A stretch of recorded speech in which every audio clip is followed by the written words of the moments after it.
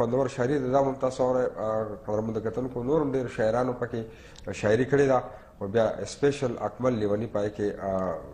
ډېر ښه شاعري نو راځئ چې دا پیکیج وګورو. چې غرضی صاحب راغلی دی د هغه هم مننه کوو او تمه ترې لرو چې د دنیا ټولو پښتنو ته به د خپل ټلویزیون په شیشه باندې د دې ځای د پښتنو د هلې ځلې هم دغسې وښیي لکه څنګه چې دی مخکې کوي. تېره ورځ د اماراتو پښتو ادبي ټولنه مرکز دوبۍ یوه دستوره په پاکستان سوشل سنټر شارجه کې وشوه. د غونډې مشر میلمه ښاغلی پروفیسر ډاکټر خادم حسین و چې په خصوصي توګه د ګډون دپاره د پاکستان نه راغلی و. د دستورې مقصد د ټولنې چیرمین ښاغلی بشیر احمد بشیر ته په مخه ویل و. ښاغلی بشیر احمد بشیر د ټولنې چیرمین و چې د هغوی ډیر زیات خدمات دي او د ټولنې د پرمختګ دپاره همیشه هلې ځلې کړې وي. ټولو شاعرانو، ادیبانو او راغلو میلمنو د ښاغلي بشیر احمد بشیر په خدماتو باندې رڼا واچوله او دا یې ووي چې د بشیر احمد بشیر خدمات په تر ډیره مودې پورې یاد ساتلی شي. کومه ټوکه ده چې په مونږ ونه شو،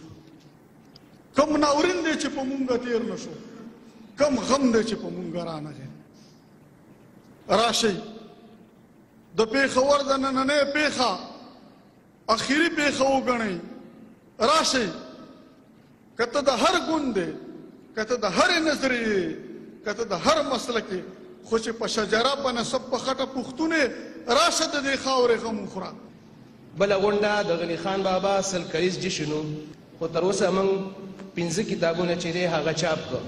چې راغلی زما ژوند ته زما ژوند او زما زړه دی، زما سکون زما خوښي دی، لنډه ده زما هر څه دی، د خپل ځانه سره یې وړل.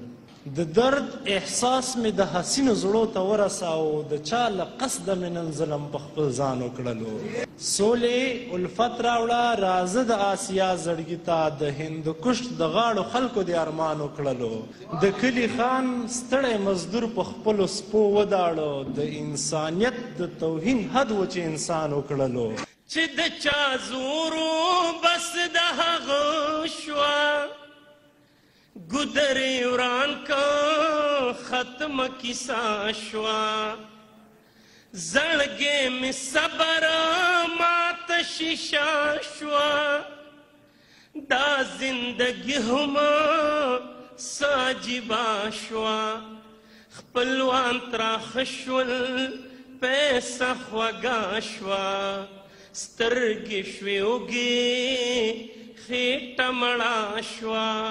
خالد هاغا مینا چې سا شوا، مونږ یو تږي اوچا چینا شوا، خوندونه لاړل شمه ومړه شوا. په دې موقع د خیبر پښتونخوا مشهور شاعر اکمل لیونی هم په پروګرام کې په خصوصي بلنه راغلی و. اکمل لیونی په دې موقع خپله خوندوره شاعري وړاندې کړه. د خیبر پښتونخوا د دې ستر شاعر شاعري په پوره نړۍ کې مشهوره ده. د اکمل لیونی یو د شاعرۍ یو جداګانه انداز دی او هغوی بیا په خپله مزاحیه شاعرۍ باندې ټول محفل نه داد واخیسته. اکمل لیونی د خپلې شاعرۍ په ذریعه د خیبر پښتونخوا په موجوده صورتحال باندې رڼا واچوله. ما ته د دې کلي دومره لګي اندازه، اوس پکې ما په میلمستیا ورته راځه. ما ته د دې کلي دومره ولګي د پته، زه اوس خبر شم څنګه څه د حقیقته.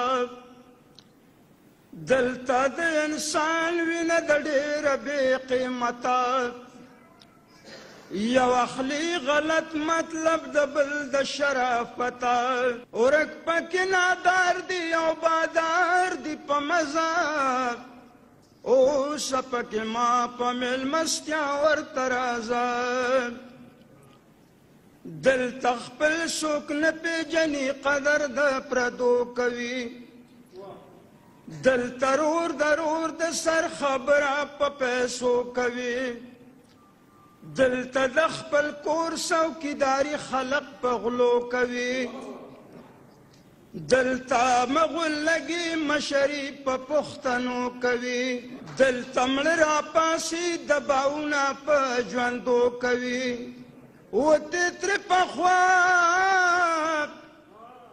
وته تر پخوا د غیرتونو جنازه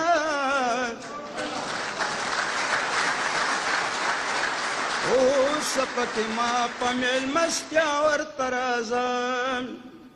وې ملا وې په تخته چې لمبوی مړې واورئ بخانه د الوانه بغیر نه کېږي دغسې نکاح هم د ملا نه بغیر نه کېږي ما پاکستاني افسر ته ووې ظلم مه کوه ما پاکستانی افسر ته وې ظلم مه کوه وې کار مې په تنخواه باندې د غلا نه بغیر نه کېږي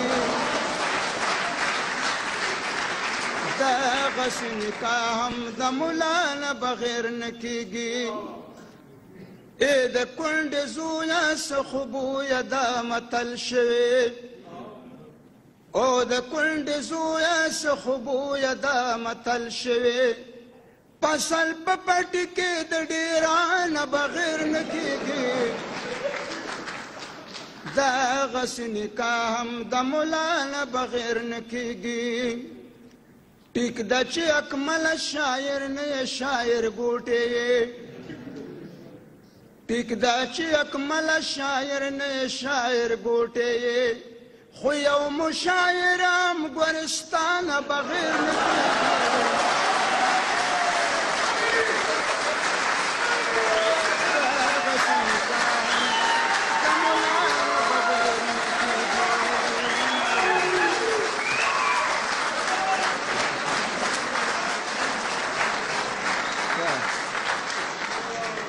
غوښې وریجې پولاونه کله خورم او کله نه خورم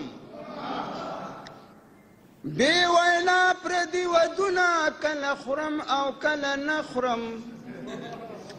د دې خېټې تندروالې او د معدې را سره غم دی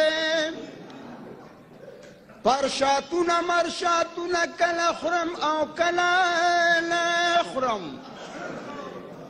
سګنې مې لسم حج اوس ناسه ورسره ښه شم داسې ډېر پردي حقونه کله خورم او کله نه خورم څه وړوکې سړی لیمه لوی افسر د دې وطن یم ایماندار یم رشوتونه کله خورم او کله نه خورم ښه په شره برابر یم ښه د شرې نه خبر یم پسارو پردي فصلونه کله خورم او کله نه خورم سوالي د خدای خو نه یم ډوک بوګي غوندې ملایم انجیو والا سیزونه کله خورم او کله نه خورم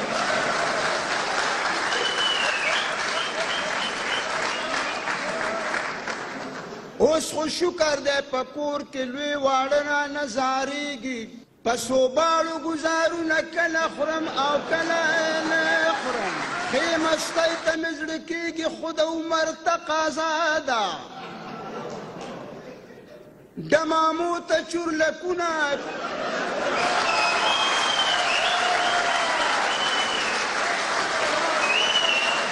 کله خورم او کله نه خورم زور د شعر مې اوس کېناست چې کمزورې شوم اکمله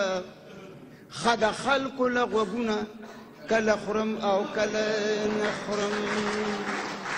د پروګرام په اخره کې د پروګرام مشر میلمه ښاغلی پروفیسر ډاکټر خادم حسین هم دستورې ته وینا وکړله ډاکټر خادم حسین ووی چې ما اورېدلی وو خو نن مې په خپلو سترګو ولیدل چې د اماراتو پښتو ادبي ټولنه مرکز دوبۍ په متحده عرب امارات کې د مسافرو په صحیح توګه خدمت کوي د تصوراتو یا د احساساتو د اظهار دپاره چې کومه محاوره پکار دی چې هغه تاثر ورسوي د هغې د رسولو دپاره کله ناکله انسان او انسانان او د انسانانو ټولنې انسان د فرد په حیث د ټولنې په حیث کله عاجز شي لاچاره شي بېوسه شي چې هغه شان ولټوي دوه درې خبرې ستاسو مخې ته ایښول غواړم اول خو د ټولو نه اول خو په رښتیا خبره دا ده چې د اماراتو ادبي ټولنې نوم خو مه اورېده او د کتابونو په صفو مې هم کته او بعضې مجلو باندې مې هم کته او بعضې ملګرو سره مې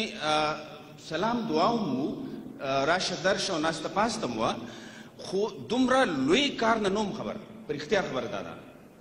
د زما خو دا خیال دی چې ما وختي سوچ کولو دا څومره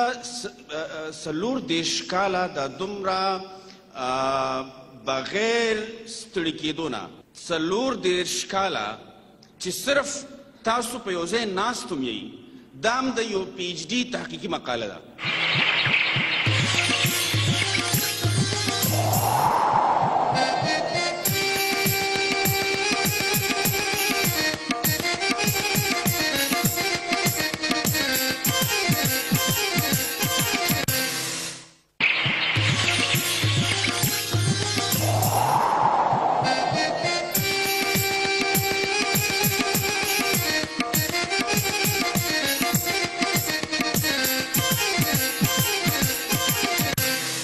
قدرمندو کتونکو یو ځل بیا هرکلی ویم تاسو پیکیج وکتو او د اکمل لیوني پکې ډېره ښه شاعري وه جی ټیک وه که نه او ډېره ښه وه او